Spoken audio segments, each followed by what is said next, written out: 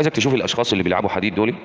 الاشخاص دي مش بتتحمل او شايله اوزان فوق طاقتها، هوب يغمى عليه. هقول لك على شويه حاجات، او لاخواتي الحلوين الشباب اللي بيلعبوا. اولا، اهم حاجه في اللعب او في التمرين انك تشيل الوزن اللي على جدك وتلعب صح.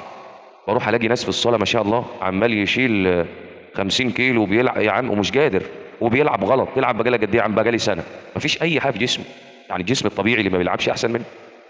ثانيا، لما تيجي تلعب اللعبه خد نفس شهيق وزفير عشان اللعب يبقى على اعصابك. اسمع مني، هتكسب. تكتمشي نفسك عشان مش يحصل لك حاله اغماء واللعب ما يبقاش على اعصابك ومش توصلش لنتيجه.